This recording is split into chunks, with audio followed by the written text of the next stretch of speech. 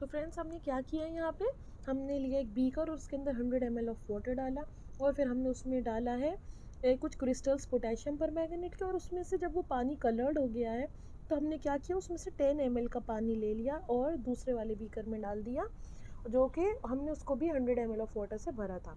फिर हमने उसका भी पानी लिया, फिर उसको थर्ड बीकर में डाला, फिर उसका पानी लेके चौथे बीकर में डाला।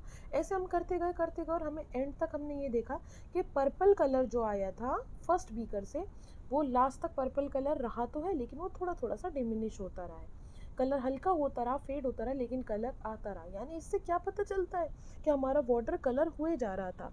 इसका मतलब that just a few crystals of potassium permanganate can colour a large volume of water. यानी कि 1000 लीटर तक वाटर हमने अपना कलर कर लिया इतने से क्रिस्टल से। तो इससे क्या साबित होता है, there must be millions of tiny particles in just one crystal of potassium permanganate. बहुत सारे टाइनी पार्टिकल्स थे सिर्फ एक क्रिस्टल में, जो डिवाइड होते गए, अपने आप को डिवाइड करते गए स्मॉलर और स्मॉलर पार्टिकल्स में। और इसी एक्टिविटी को आप रिपीट भी कर सकते हैं 2 ml ऑफ डेटॉल से भी, अगर आपके पास पोटेशियम परमैंगनेट नहीं है। उसमें क्या होगा, आपको स्मेल सुंघाई देगी इवन ऑन रिपीटेड डाइल्यूशन। जैसे कि यहाँ पे आपको एंड तक कलर मिला है, हल्का कलर मिला है, लेकिन पर्पल कलर ज़रूर मिला है।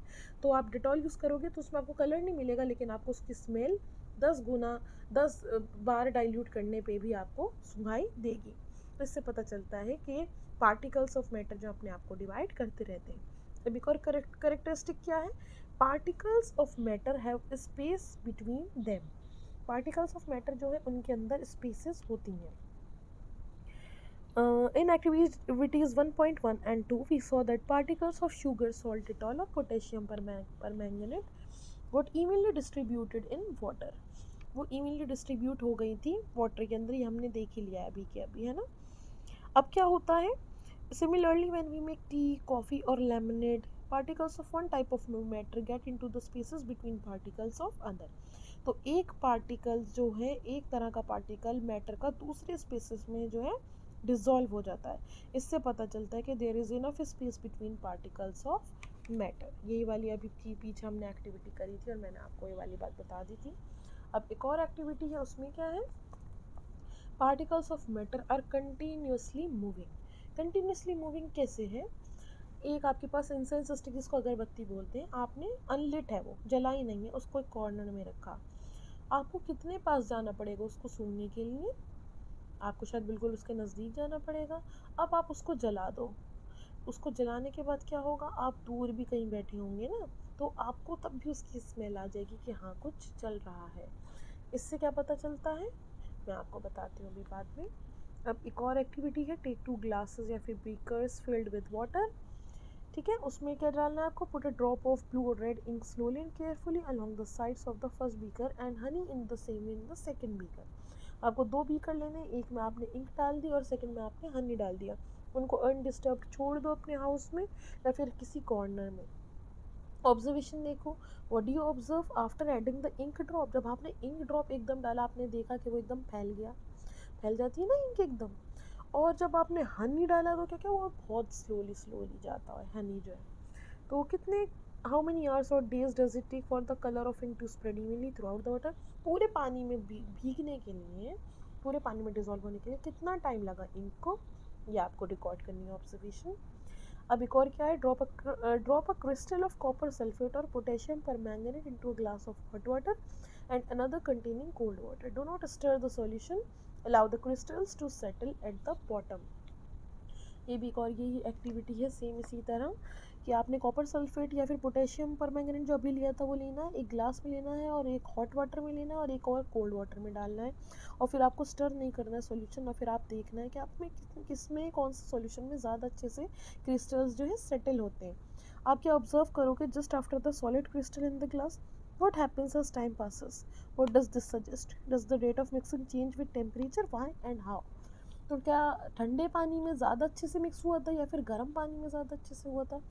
तो ऊपर की जो एक्टिविटीज़, ये 3 एक्टिविटीज़ थी, इनसे ये कंक्लूड होता है कि पार्टिकल्स ऑफ मैटर जो है वो कंटिन्यूसली मूविंग, वो हमेशा मूव करते रहते हैं, वो मूविंग स्टेट में है, वो रुके हुए नहीं हैं, इसका मतलब they possess what we call the kinetic energy. Kinetic energy क्या होती है? जो ऑब्जेक्ट्स के अंदर होती है, तो यानी कि उनके अंदर काइनेटिक एनर्जी है, पार्टिकल्स आर कंटिन्यूसली मूविंग। तो जैसे जैसे टेम्परेचर राइज करता है पार्टिकल्स भी फास्टर मूव करते हैं। तो हम ये बोल सकते हैं, हम यहाँ पे क्या बोल सकते हैं, that with increase in temperature the kinetic energy of the particles also increases. कि जैसे ही टेम्परेचर इंक्रीज होता है काइनेटिक एनर्जी भी पार्टिकल्स की इंक्रीज होने लगती है और उनके अंदर मूवमेंट आ जाती है। तो इन एक्टिविटीज़ से पता चलता है कि particles of matter intermix on their own with each other. ठीक है, हमें मिक्स करने की ज़रूरत नहीं भी होगी तो वो खुद भी मिक्स हो जाएंगे। They do so by getting into the spaces between the particles. जो उनके अंदर स्पेस होती है वो एक दूसरे को जो है एडजस्ट कर लेते हैं उसी स्पेस में। इस इंटरमिक्सिंग ऑफ पार्टिकल्स को two different types of matter में अपने आप बोलते हैं डिफ्यूजन। ठीक है, यानी कि जब दो चीज़ें, दो मैटर एक दूसरे में इंटरमिक्स हो गए ऑन देयर ओन और हमने मिक्स खुद से नहीं किया, उसको बोलते हैं डिफ्यूज होना, यानी कि diffusion. You also observe that on heating diffusion becomes faster. अब आपने देखा होगा कभी आप मिल्क बॉईल करते हो, वाटर बॉईल करते हो, जैसे उसका टेम्परेचर बढ़ता है वो खुद ही मिक्स होने लग जाता है। तो ऐसा क्यों होता है? ऑब्वियस है, जैसे ही टेम्परेचर बढ़ा काइनेटिक एनर्जी भी पार्टिकल्स की बढ़ी और पार्टिकल्स जो है तेज तेज जो है स्टार्ट कर देते हैं वाइब्रेट करना या फिर मूव करना। तो ये इसका आंसर है। अब एक और प्रॉपर्टी क्या है? Particles of matter attract each other. एक गेम यहाँ पे दे रखा है कि अट्रैक्शन बस थोड़ा सा बताया है, तो हम इस एक्टिविटी को तो स्किप कर सकते हैं। इसमें बताया है कि अबव एक्टिविटीज़ से क्या पता चलता है कि पार्टिकल्स ऑफ मैटर में जो होता है फोर्स होती है, ठीक है, वो पार्टिकल्स एक दूसरे को अपने से जोड़े रखते हैं उस फोर्स की वजह से। तो इस फोर्स को पार्टिकल्स की कहते हैं, ये जो फोर्स होती है पार्टिकल्स की एक दूसरे को टुगेदर रखती है, सारे पार्टिकल्स को एक साथ रखती है। और strength of this force of attraction varies from one kind of matter in another. Her matter की ये फोर्स अलग होती है। एक यहाँ पे आप देख सकते हो एक्टिविटी है, एक आयरन नेल है, एक पीस ऑफ चौक लेना है और रबर बैंड लेना है और आपको इनको तोड़ना है बाय हैमरिंग, कटिंग और stretching. In which of the above three substances do you think the particles are held together with greater force? वो किसको तोड़ने में आपको ज़्यादा मुश्किल हो, किसको तोड़ने में आसानी हो? Iron nail, piece of chalk या फिर रबर बैंड? तो इसी तरीके से आपको ये एक्टिविटीज़ खुद से करनी है और फिर आपको जो है उसके आंसर अकॉर्डिंगली मिल जाएंगे।